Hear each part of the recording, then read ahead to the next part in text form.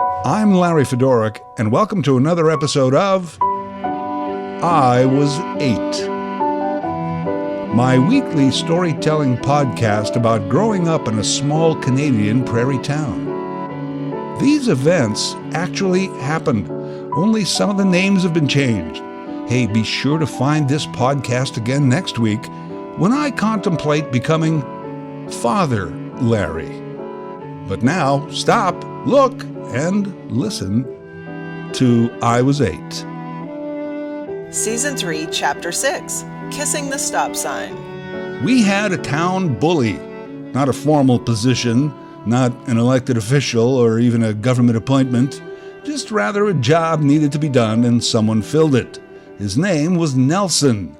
Perhaps I am projecting properties onto him, but in memory, he had the same general look as Nelson on The Simpsons. Same kind of body shape, general demeanor, perhaps a haircut more like Nelson's friend Dolph. But nevertheless, we had a Nelson.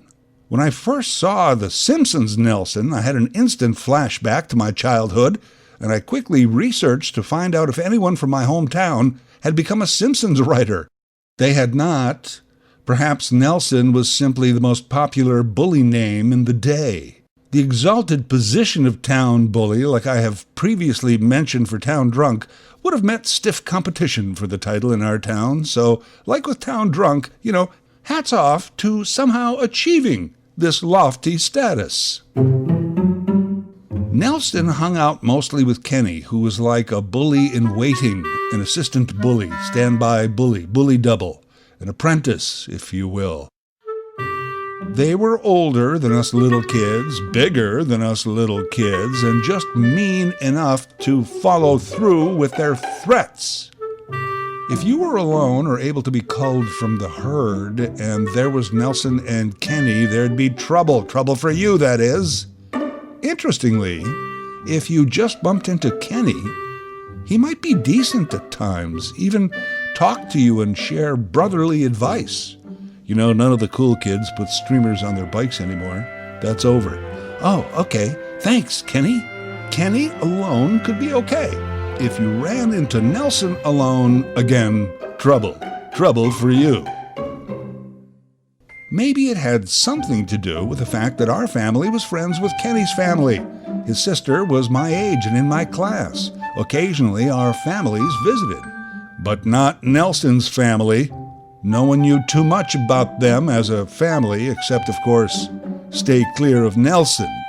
So to recap, Nelson and Kenny, trouble. Nelson alone, trouble. Trouble for you. Kenny alone, not necessarily.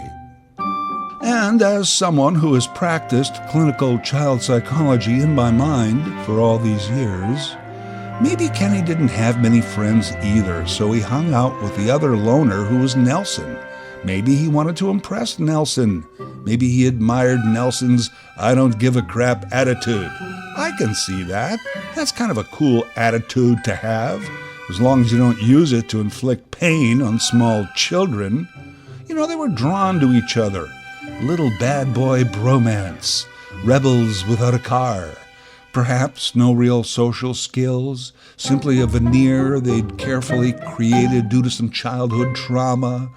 Oh, to hell with it. They were jackasses, bullies. Especially Nelson. I didn't encounter Nelson or Nelson and Kenny too many times. I knew better. We lived kitty-corner from Kenny's house, so I could watch from the safety of my own room to see Kenny run out of his back door to go to school. I would wait till he was sufficiently down the block before I left. On the way to school, I had to walk by Nelson's street, so I ran to that corner and hid behind a tree. I'd peek around to see if Nelson was coming, and if not, I was clear to proceed.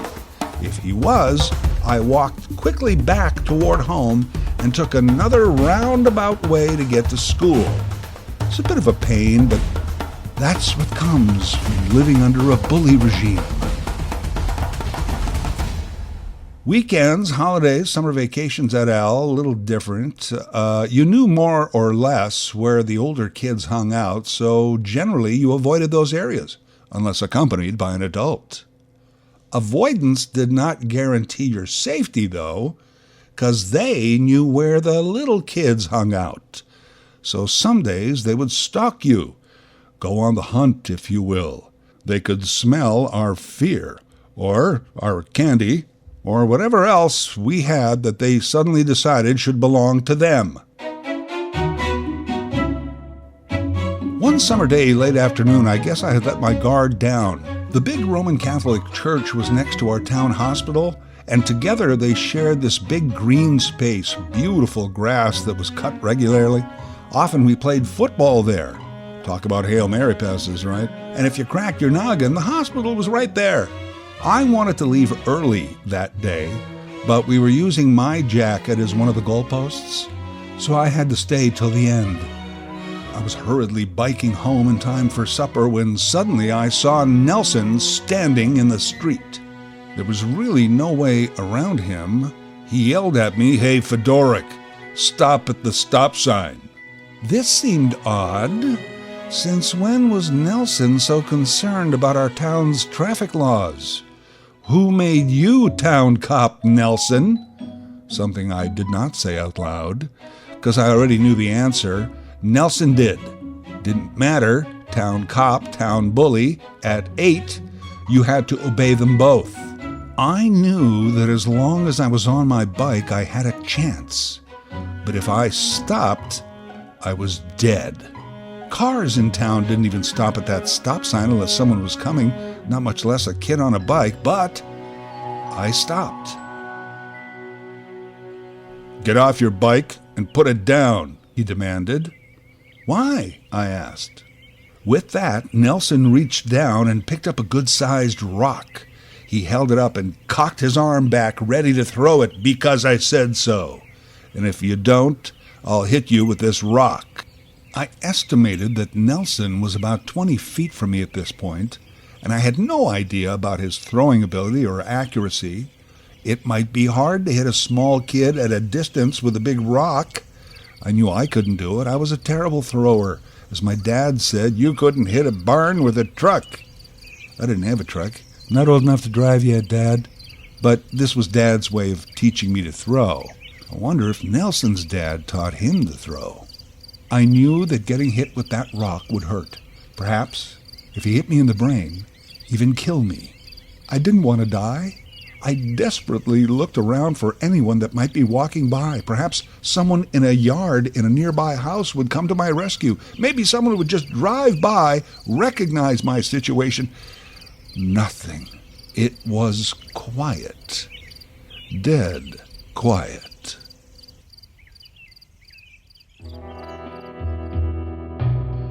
This was every Western I had ever seen on TV.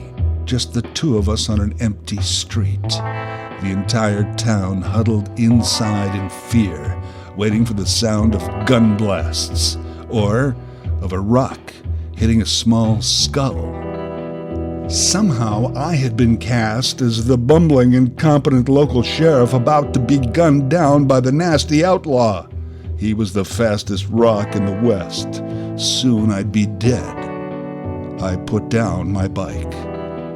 I resorted to pleading, more like babbling. "I have to get home for supper. My dad will come looking for me probably any second now. He's going to come down the street. I think he was just at home cleaning his shotgun. My dad's really good at throwing rocks.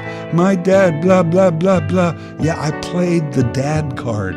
What else could I do? I was 8. Nelson was buying none of it. "Okay, I'll let you go," he said. "But first, you have to kiss the stop sign."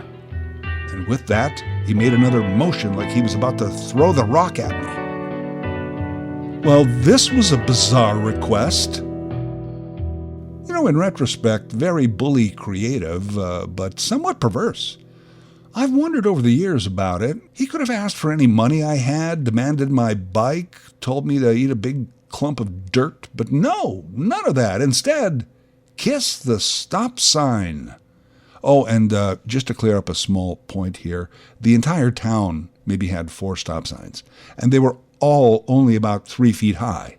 I believe the thinking in the day was that they should be eye level for those sitting in a car. I don't know.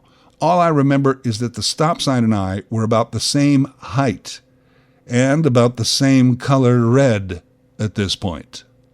You know, in times of peril, people always talk about the human responses of fight or flight. Of course, rarely do they mention the third option, freeze. I kind of froze in fear at that moment. However, I was considering my options. If I motioned for my bike, I would be killed. If I turned and ran, I'd be going the opposite of the way home, and I'd have to run halfway around the town just to get back. Plus, I could still be hit with that rock. If I ran straight at Nelson, it would be fatal. But I wanted to run somewhere. I thought for sure I could outrun Nelson, but not sure if I could outrun a rock hurtling at my head. And I would have to leave my bike. Could I outrun Nelson, who would be chasing me with my own bike? And a rock? Hurry up and kiss the stop sign or I'm throwing the rock, he said again. I did it. I slowly walked up to it, keeping an eye on the ready arm, leaned in and gave it a peck, at all times considering that he might throw the rock anyway. I did not have a lot of kissing experience to that point, and certainly the only inanimate object I had ever kissed was the crucifix at church. Like the crucifix, the stop sign tasted like wood. With that, Nelson said, "All right, go home." I carefully picked up my bike and got on. Slowly I began pedaling, but watching Nelson the entire time, who kept the rock in firing position. When I thought I was at a safer distance, I put the pedal to the metal, floored it, as my dad would say, and never looked back. I fully expected to feel the rock hit me in the back, or at the very least come whizzing by my head. No such thing, although I have no idea if Nelson actually threw the rock or not. I was head down, just pedaling for home. During supper, I was visibly upset and agitated. I lasted through the meal and several attempts by my mother asking, "What's wrong?" "Nothing." "Are you sure?" "Yes, nothing." Later that evening, I broke down. "Nelson made me kiss the stop sign," and I cried like an 8-year-old. My dad asked me why he did that, implying that there might be some good reason for that request. "I don't know," I said. "I didn't do nothing to him," which was true. This prompted a phone call from my mother to Nelson's house. She got his father, who apparently gave her a boys will be boys argument. Well, good for Mom. Mom was not having any of that, and apparently got an assurance that Nelson would never do it again. Then she said that Nelson should apologize to me. No good. That's a death sentence. You have in effect killed your own child. Even if somehow he said sorry, he would wreak vengeance upon me for that apology. How dare you make me apologize for making you do something stupid and embarrassing? You think kissing a stop sign was bad? Wait until the next time. You know, I couldn't even imagine what other evil could be lurking. Only Nelson's mind was that dark. Yeah, he never apologized. That was for the better. Word got out that I had kissed a stop sign. A few of the kids teased me. "Larry loves the stop sign. Larry's going to marry the stop sign. Larry and the stop sign sitting in a tree. Kissing." Most of the kids, though, they just gave me the stare of solidarity and understanding. You survived Nelson, man. Way to go. This part, I've never told anybody. The stop sign incident stuck with me probably a lot longer than it should have. In high school, our family moved to the city, and one day, I was inspired to sit down and write a letter to Nelson's dad. What purpose? I don't know. "Dear sir, your son is a dick." Words to that effect. Again, I didn't tell anybody I was doing this, but I finally felt big enough and brave enough to fight back. At least my version of fighting back. At noon every day, I would run home for lunch and check the mail before anyone else saw it, just in case he wrote back. Probably never will, but I was surprised a few weeks later to get a letter back from Nelson's dad. No one was home, but I ran into my room and closed the door to read it. I tore it open. It was brief. Dear Larry, F yourself. Signed Mr. Nelson's dad. I remember that moment in my room. It felt like a rock to the head.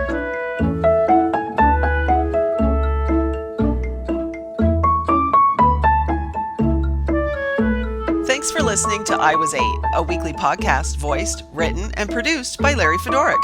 This podcast is available on most major platforms, or check out the I Was 8 YouTube channel. Larry Fedoruk, that's Fedoruk, can be reached at larryfedoruk37@gmail.com.